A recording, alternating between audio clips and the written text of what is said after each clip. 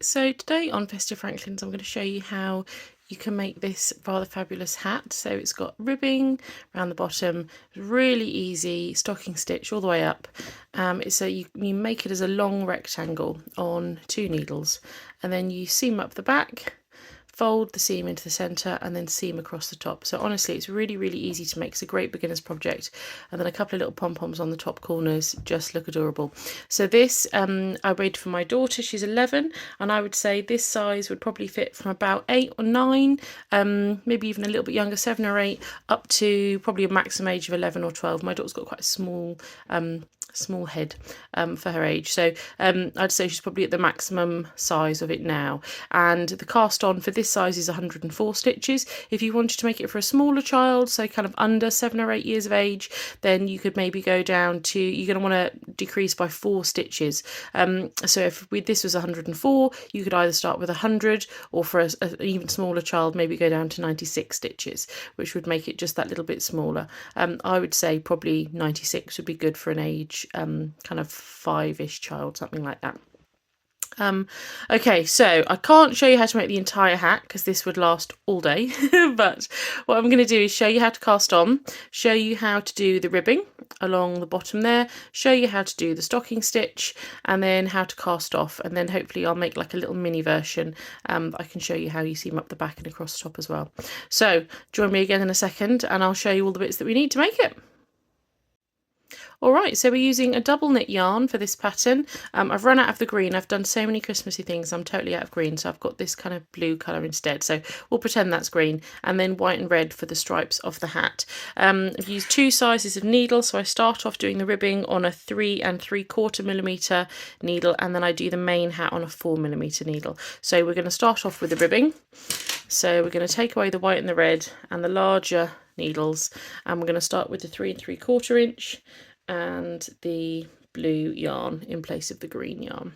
So for this cast on, you need to do a long tail cast on because the hat has to be quite stretchy around the brim. You want to do a long tail cast on for it, and I would say if you're casting on 104 stitches, you need to have probably about 1 metre of yarn. You may not need quite as much as that, so 1 metre would be about there. You may not need quite as much as that, but it's better to have too much than too little. The general rule is you need about 3.5 times the size of the thing that you're making as your tail of yarn. So if you're making something that's 20 centimetres wide as finished, then you need to start with about 70 centimetres of yarn. So for my small square today, I'm just going to take a chunk here. I'm going to make a slip knot, whichever is your preferred method. That's how I do mine. And then I'm going to take one of my needles and I'm going to put my slip knot onto the needle. Now I'm going to take my working yarn over to, sorry, my working yarn to the right and my tail over to the left. And then this is how you do a long tail cast on. So you're going to wrap the tail around your thumb, slip that onto the needle. Then with your working yarn, you're going to wrap that around the needle and pop the stitch off the top. So we'll do that again for you. I'll just try and get the camera to lock its focus so it doesn't wiggle around. There we go. So I'm going to put my thumb inside, slip that onto the needle and draw together to make my 3rd stitch. You've now got 3 stitches on the needle. So you're going to repeat that. If you're making the size that I'm making for, as I say, 104 stitches, if you're going to make a smaller size, I'd probably suggest starting with 96 stitches. There we go. So you can use whatever long tail method you prefer. I'd normally do an old Norwegian cast on for this, but that's a bit more complicated than it needs to be. So I've got 8, 9 and 10. So I'm just going to do my little sample here on 10 stitches for you. All right, then you're going to turn around, take your needle, pop that inside, and then find your, not your tail, but your main working yarn. I'm going to take that over to the right, and then you're going to start with ribbing. And to do your ribbing, you're going to make a knit stitch. So you're going to come around through the middle, pop it off the top and over the edge, and then another one through the front leg of your stitch, around the middle and off the top, and then you're going to make 2 purl stitches. So to make a purl stitch, you're going to bring your yarn through to the middle so that you're at the front, and you're going to go through the center of your stitch and hook it to the front, round, and again. Then I'm going to go back with my yarn through the middle to make 2 knit stitches, like that. My knitting needle will be a bit banging on the table. I'll just see if I can zoom in a little bit so you can see a bit better. So now to do my purl stitches, I'm going to bring my yarn through to the center front. I'm going to scoop that stitch from the middle, bring my yarn through, and then pop the stitch off, and again through from the middle round to the front and pop that stitch off. Then to make my knit stitch, my yarn goes back through the middle of the 2 needles into the front here and around and off, and into the front, around and off. So what we've done, if we have a look, is we've got 2 knit stitches. Then you can see the little bobbles at the front which make your 2 purl stitches. Then you've got 2 more knit stitches, and then you've got 2 more little bobbles at the front for your purl stitches, and then you've got final 2 more knit stitches at the end. Yeah, so we've done knit 2, purl 2, knit 2, purl 2, knit 2. Then I'm going to turn my yarn round, or my needle round rather, and you're going to do the same stitch that you're looking at. So I can see here the 2 bobbles of my 2 purl stitches because I finished on 2 knits on this side, and when you flip a knit over on the back it's a purl, so I've got 2 purls here. So what I'm going to do to make my ribbing is do 2 purls into these 2 purls. So I'm going to go around the front and off, and then through the front and off. And now when I take my yarn back through again to the middle, I can see I've now got 2 knit stitches, and I'm going to do 2 knits into them.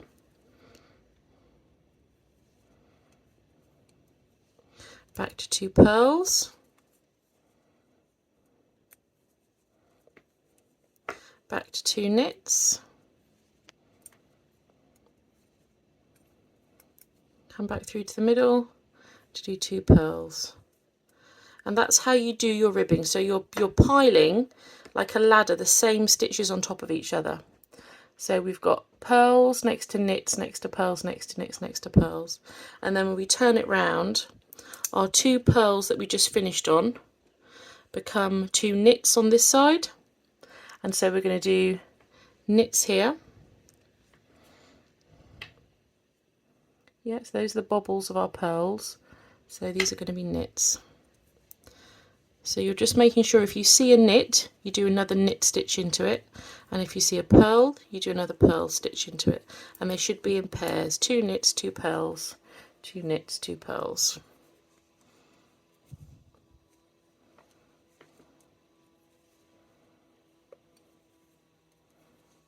Okay, and then once you've done a few rows, you can really see the ribbing start to take shape.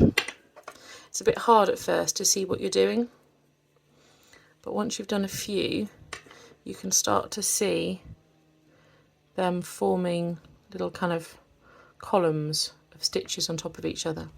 I'll turn it around again and we'll do the same thing. So now I've got 2 purls here, so I'm going to do 2 purls into them. Then through the middle to make 2 knits, back through the middle to make 2 purls, back through the middle to make 2 knits, lost my yarn, back through the middle to make 2 purls, 1 and 2. There we go. So you continue like that for 10 rows in total. So if I go back to my finished hat, hopefully you can see we've got knit stitches and purl stitches and knit stitches and purl stitches piled on top of one another, and the knit stitches next to the purl stitches give it that nice stretch. Yeah, so 10 rows of those, and then once you've done 10 rows, you then, because of the colour change, I do another row in the green of all knits. Yeah, so I'm going to do a row now still in my blue, pretending it's the green, and I'm going to do now all knit stitches all the way along,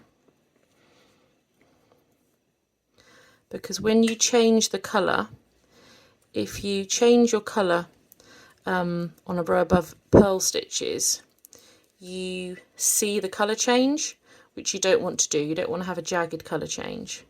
So instead we do a knit row like that, then we turn around and we do another purl row, also in the same starting colour, which was our green, but today is blue because we just like to be a bit different. There we go. And now you've got a nice row of, when you turn it round, knit stitches to then do your colour change into, which is going to look much smarter than if you'd done them in the other. So now I'm going to change my needle size up to the 4mm needle, which is this one here. And the way you change your needle size, you haven't got to take the stitches off here or anything like that. You just literally knit onto the next size of needle, and then when you go back the next time, you knit on to the next of the bigger size, and then you're on the bigger needles. So to do your colour change, we're changing into white.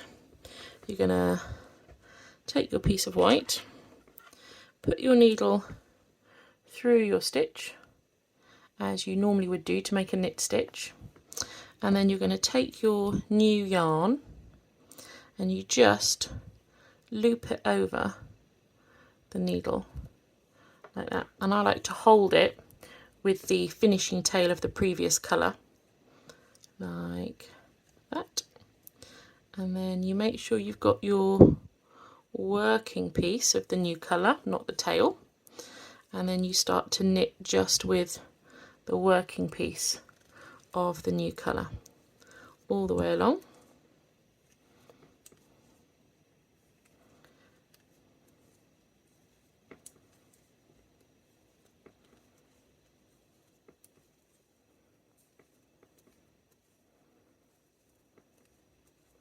There we go. And now we've changed over to the white, and you can see you don't get, because you're working into a row of knit stitches beneath, you don't see any jagged mess when you do the colour change. It looks much neater. So the other thing I like to do now is turn it over, go back to where I did that colour change, and I just tie a little knot in the white and the blue, or the green, there, just to stop them from coming undone. Yeah. Then in total you do with your stripes, you do 6 rows of the white and then 6 rows of the red, 6 rows of the white. You do your colour changes as normal, as I've just shown you. And then, so now I'm going to take my next bigger needle and I'm going to work back along purl stitches on this row. So this now is stocking stitch. When you're doing a row of knit followed by a row of purl, this is stocking stitch. So I'm going to work back along doing purls all the way along.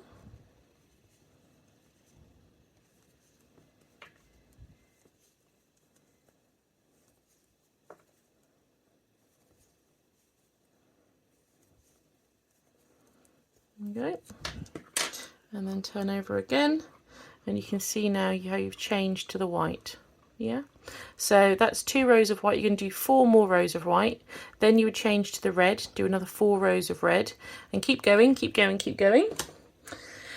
until in total, if I can get this around the right way, and I'll zoom out again a little bit so you can see.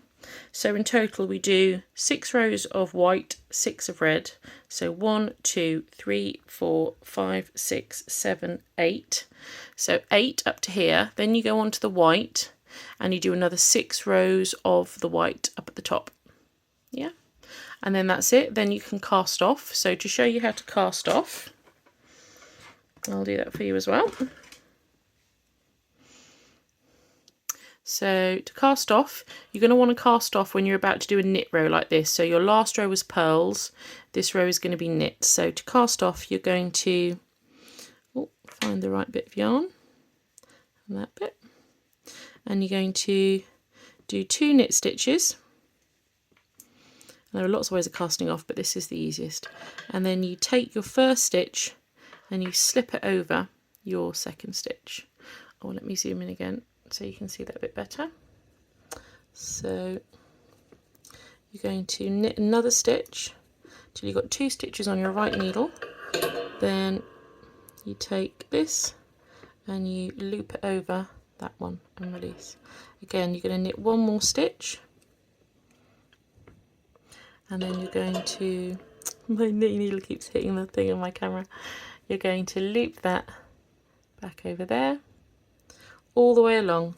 So you knit a stitch and then you slip that stitch, the back stitch on your right needle, over the top and over. And this is how we cast off, like that, all the way along.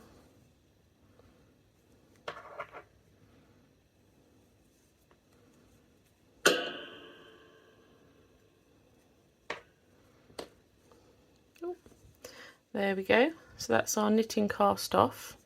And then what you do to finish is grab your scissors, chop that, and I normally leave a good long tail, so like 30 centimeters of tail for me to sew it together with.